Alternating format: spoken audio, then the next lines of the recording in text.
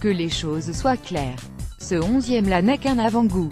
Il en annonce d'autres, à Barcelone et bien sûr Roland-Garros. Tout le monde l'a bien compris durant cette semaine monégasque. Certains grands champions ont en effet une capacité rare à marquer les esprits et tuer dès qu'ils le peuvent tout espoir de leurs concurrents. Rafael Nadal l'a fait de manière fracassante lors ce Master 1000 de Monte-Carlo, où il a écrit son nom au palmarès pour la 11e fois. Pour débuter cette saison de terre battue, il ne pouvait pas frapper plus fort pour mettre les points sur les i. Cette année encore, il est au-dessus du lot sur son terrain de jeu favori. Lors de ses 5 sorties à Monte-Carlo, Rafael Nadal a écœuré ses adversaires.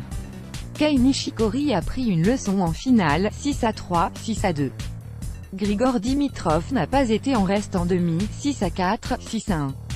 Et que dire de ce quart de finale face à Dominic Thiem, pourtant le dernier à l'avoir battu sur ocre. Une vraie boucherie, 6-0, 6-2. À chaque fois, Nadal a semblé d'une autre dimension. On avait l'impression de voir un maître face à ses élèves. Et ces derniers ont pu constater qu'ils étaient loin de le dépasser. C'était une grande finale, une grande semaine, j'ai battu des adversaires difficiles sans perdre un set, c'était génial, s'est réjoui le natif de Manacor. Rafael Nadal à Monte-Carlo. Qui peut faire douter Nadal cette saison sur terre? Il a raison de savourer. Les chiffres sont tout simplement époustouflants. Premier joueur à remporter 11 fois le même tournoi, Nadal a laissé juste 21 jeux à ses adversaires. Et il en est maintenant à 36 sets de rang remportés sur terre battue, un nouveau record pour lui. Tout simplement ahurissant. Comme cette longévité au plus haut niveau, 11 titres ici, c'est incroyable, a-t-il simplement reconnu à l'issue de sa finale. C'est tellement dur à faire. Je ne sais même pas comment c'est possible car ça représente tellement d'années où je n'ai pas fait d'erreur, tellement d'années où je n'ai pas eu de malchance cette semaine-là. Son discours humble est en opposition presque parfaite avec la hargne qu'il démontre sur le terrain pour traumatiser ses adversaires. Dès qu'il foule la terre battue, il dévore ceux qui se mettent sur son chemin, montant en puissance au fil des échanges pour démonter le jeu de ses concurrents. Comme un lion jamais rassasié. Après ce premier tournoi sur terre, sa marge sur les autres semble ainsi juste abyssale.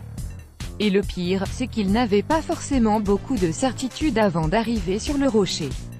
J'ai traversé des moments difficiles ces 4-5 derniers mois, a rappelé Nadal, dont la fin de saison dernière avait également été perturbée par des soucis physiques.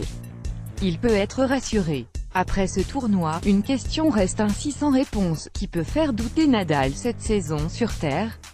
Là, on ne voit pas. Le Nadal Express semble inarrêtable. Bien sûr, les Dimitrov, Djokovic ou autres Thiem vont prendre un peu plus leur marque sur terre au fil des semaines. Mais l'ogre de Majorque a tout pour s'offrir une nouvelle orgie.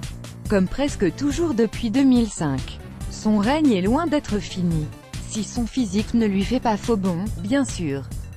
J'espère rester en bonne santé pendant toute la saison sur terre battue et là ça a bien commencé, a d'ailleurs glissé l'élève de Carlos Moya.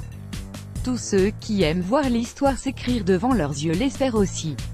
Car un 11e Roland lui